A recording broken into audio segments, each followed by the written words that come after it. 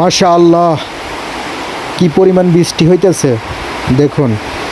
ভাবছিলাম বাড়ির দিকে রওনা দেব, কিন্তু বৃষ্টির কারণে মাছ পথে এসে দাঁড়াই গেছে। 2014 সালে বন্যার সর্বোচ্চ রেকর্ড করেছে। 2014-র পরে বর্ষায় এসেছে প্রতি বছর, কিন্তু বন্যার প্রভাব ঘটেনি।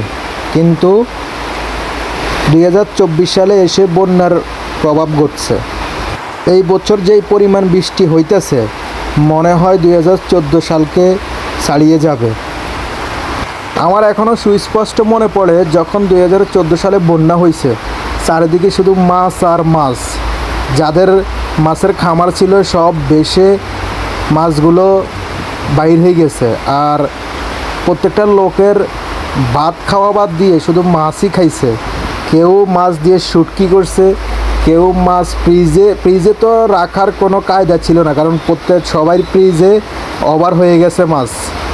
এখন বর্ষা বা বন্যা হলে এখন আর মাছের অতটা চাহিদা নাই, কারণ মাছ চাষ 2014 সালে মানুষ যেভাবে করত, এখন আর দেখি না সেই পরিমাণ মাছ চাষ করে না মানুষ এখন আর।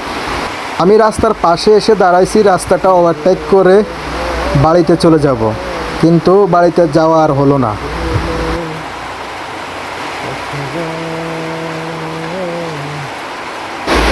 ওরে আল্লাহ, সব ভিজে গেছে।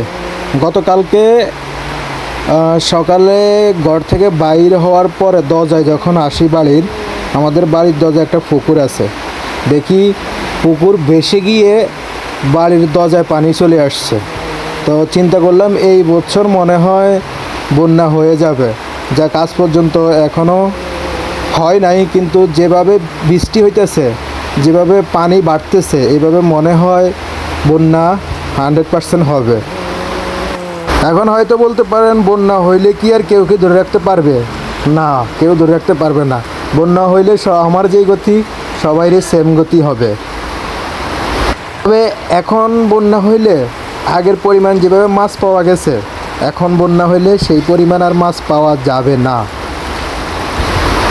মোটামুটি বৃষ্টির ভিতরে দাঁড়াই রয়েছি। বৃষ্টি দেখতেও অনেক ভালো লাগে, বৃষ্টির আওয়াজটা শুনতেও ভালো লাগে।